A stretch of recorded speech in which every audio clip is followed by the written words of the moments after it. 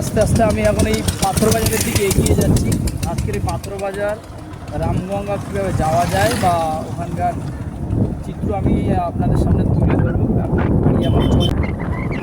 এটা সেই পাথর বাজারের বাস স্ট্যান্ড, আর বাসগুলো ডায়মন্ড হারবার যায়, ডায়মন্ড হারবারও যায়, আবার সোজা এখান থেকে আবার কলকাতাও যায়।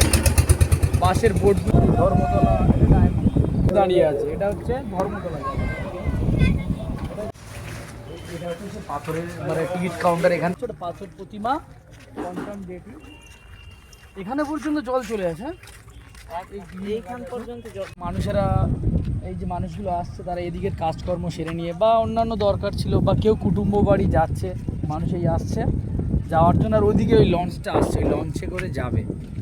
ভিউটা কত সুন্দর লাগছে, মানে সত্যি মনোরম মানে পরিবেশ। ওদিকে বৃষ্টি হচ্ছে, কিন্তু দূরে দূরে যেটা দেখা যাচ্ছে বৃষ্টি হচ্ছে। সুন্দর জায়গা, মানে আপনার মনটাকে পুরো প্রশান্ত করে দেবে। সময় পেলে মানে ঘুরতে আসেন। মানুষের মানে মনকে প্রশান্তি দেওয়ার মাধ্যম হচ্ছে একমাত্র ঘুরতে আসাটা। জীবনে সবসময় বিভিন্ন কাজকর্মে আমরা ব্যস্ত থাকবো, কিন্তু সময় করে ঘুরতে আসাটা নিজেদের উপরে দায়িত্ব, ওটা ঘুরতে আসার জন্য। আপনারা জলটা বার হচ্ছে দেখে, জলটা ঢুকেছে, এই জলটা ঢুকেছে, এই জলটা বেরিয়ে যাওয়ার পরে হালকা হয়ে যাবে, তারপরে ওদিকে রান্না হচ্ছে, কাকু রান্না করছে, ঠিক আছে। এই নৌকাটা বার হবে তবে এদিকে নৌকাটা ভিড়ছে, দেখো আস্তে আস্তে কি সুন্দরভাবে, মানে নদীতে মানুষ কিভাবে চলাফেরা করে। রিক্স মনে হয়, কিন্তু সত্যি আনন্দ লাগে।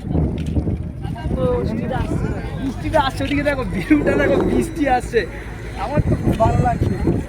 বৃষ্টি আসছে আর আমি এদিকে দাঁড়িয়ে আছি পাথর বাজারে, সুন্দরবনের কাছাকাছি। দেখো এদিকে দেখো মানুষ কিভাবে পারাবার হচ্ছে, দেখো বৃষ্টি এসছে, কিছু মানুষ ছুটছে তার গন্তব্যে যাওয়ার জন্য।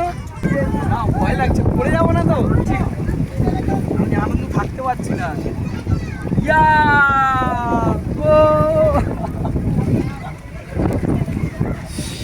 নিকাল যাতে দেখা বিভিন্ন দিকে যাওয়া যায়, বিভিন্ন দিকে। আপনারা পাথর বাজার থেকে যদি মনে করেন বকখালি যাবেন, যেতে পারবেন বাসে। কাকদ্বীপ থেকে আপনি ট্রেন ধরে চলে যেতে পারবেন নামখানা, ওখান থেকে আপনারা চলে যেতে পারবেন। আর যদি মনে করেন যে আমরা লক্ষ্মীকান্তপুর যাবো, ওদিক দিয়েও আপনারা যেতে পারবেন। এই যে জেটি দেখতে পাচ্ছেন না, এই যে দূরে জেটিটা দেখতে পাচ্ছেন, ওটা হচ্ছে রামগঙ্গা জেটি। আর এই ডান সাইডে আমরা যেটা আছি পাথর বাজার, এই নদীর সপ্তমুখী নদীর, এটা সপ্তম নদীর একটা অংশ, ঠিক আছে। এখানে মানুষ বিভিন্নভাবে জীবিকা নির্বাহ করে। এই যেমন এবারে দেখো মাছ ধরতে যাওয়ার জন্য ট্রলার। দ্বিতীয়ত এখানে বংশী রয়েছে, দেখেন এখানে মাছ ধরে, এটা আপনারা দেখতে পাচ্ছেন। এখানে এইগুলো নিয়ে মাছ ধরা হয়, তার একটা ওই যে মাছ ধরছে, দেখেন। আমরা আস্তে আস্তে ওনার কাছে যাবো, দেখি মানে খুব ভালো লাগছে। তারপরে একটা জিনিসের মতো নদীর জল, ভাবলাম যে মানে সুন্দরবন এরিয়া একটা মানে জলগুলো একটু ঘোলাটে হবে, কিন্তু না, এখানে পুরো মিষ্টি জলের মতো পুরো পরিষ্কার জল। আর যেটিতে আছি মানে খুব ওয়েদারটাও খুব সুন্দর, মানে মনে হচ্ছে এটা কিন্তু বর্ষাকাল। আজকের তারিখটা আপনাদের বলে দিচ্ছি, 18ই আগস্ট, ঠিক আছে, 2025।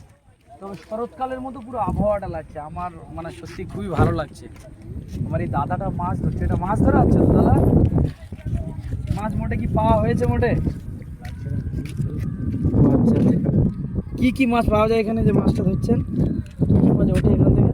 সোনাবাংটা বেশি হয়। সোনাবাং মানে কি মাছ গো? কোনোদিন শুনিনি। ঠিক আছে, এখানে একটা নৌকো দেখতে পাচ্ছি, দেখেন এখানে নৌকোটা পরিত্যক্ত অবস্থায় পড়ে আছে।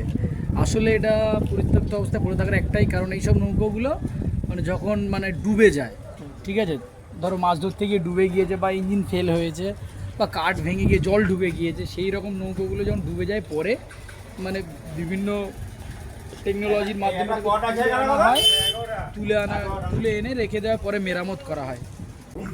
তো আমি এখন চলে যাচ্ছি, তো এখানেই শেষ পাথর বাজার ভ্রমণ, এখানে শেষ। সেই স্বপ্নের পরি যে আমাকে চারিদিকে নিয়ে যেতে সাহায্য করছে, দাঁড়িয়ে আছে চুপ করে, এটা কে? এই সেই আমার ওলা। চলো।